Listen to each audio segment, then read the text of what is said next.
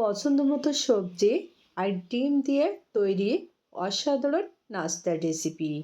আসসালামু আলাইকুম everyone, welcome back to my channel Orisha Pakshala. আজকে হাজির হয়ে গেলাম সকালের জন্য দারুণ মজার, হেলদি, ইউনিক একটা নাস্তার রেসিপি নিয়ে। আজকের নাস্তাটা তৈরি করা যেমন সহজ, তেমনি কিন্তু খেতেও অসাধারণ মজার। বিশেষ করে চাইলে কিন্তু আজকের নাস্তাটা বাচ্চাদের টিফিনেও দিতে পারেন। তো আশা করছি আজকের নাস্তাটা কিন্তু আপনাদের কাছেও খুবই ভালো লাগবে এবং সহজ লাগবে। তাহলে চলুন দেখে নিই কীভাবে তৈরি করছি। নাস্তা তৈরির জন্য লাগবে আটা। আমি এখানে 250 গ্রাম পরিমাণ আটা নিয়ে নিচ্ছি। তো চাইলে কিন্তু আটার পরিবর্তে ময়দাও নিতে পারেন।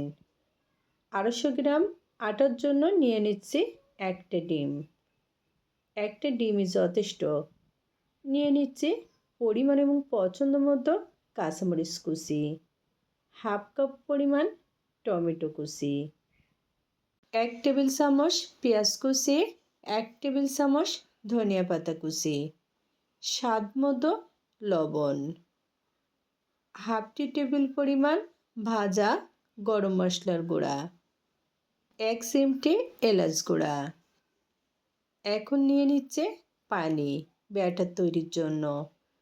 তবে সবটুকু পানি একসাথে নিব না, অল্প অল্প করে পানি দিয়ে একটা পারফেক্ট ব্যাটার তৈরি করে নিব। আর হ্যাঁ, এখানে ব্যাটারটা এমনভাবে তৈরি করতে হবে যেন কোনো প্রকারের দলা না থাকে। তো ফাইনালি কিন্তু ব্যাটারটা তৈরি হয়ে গেছে। এই ব্যাটারটা কিন্তু খুব বেশি ঘন হবে না, আবার পাতলাও হবে না, ঠিক এরকমই। তো এখন নাস্তা তৈরি করব, এজন্য চুলায় প্যান বসিয়ে দিয়ে প্যানে নিয়ে নিচ্ছি 1 টেবিল চামচ সাদা তেল।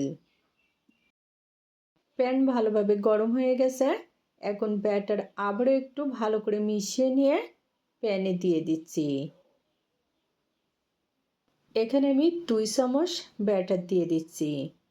অর্থাৎ আপনারা যেরকম নাস্তার সাইজ করবেন ঠিক সেরকম ব্যাটার দিয়ে দিবেন।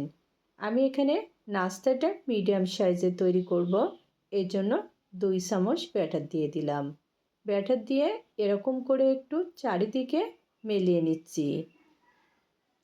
এই নাস্তাটা কিন্তু খুব বেশি মোটা করে তৈরি করা যাবে না, তবে একেবারে রুটির মতো পাতলাও না। এখন চুলার আঁচটা মিডিয়াম টু লোতে রেখে নাস্তাটা ভেজে নিচ্ছি।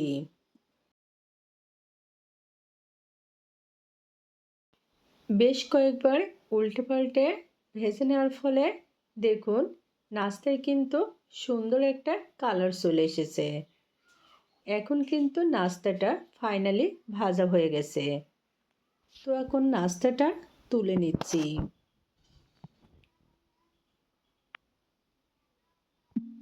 দেখুন নাস্তাগুলো দেখতে কিন্তু অসাধারণ সুন্দর হয়েছে, আর খেতেও বেশ টেস্টি হয়েছে।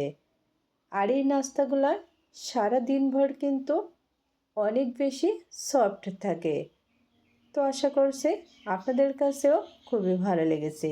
যদি ভালো লাগে একবার হলেও ট্রাই করে দেখবেন। আবারও দেখা হবে নতুন কোনো রেসিপি নিয়ে। আজকের মতো এখানে বিদায় নিচ্ছি। সবাই ভালো থাকবেন, সুস্থ থাকবেন। আল্লাহ হাফেজ।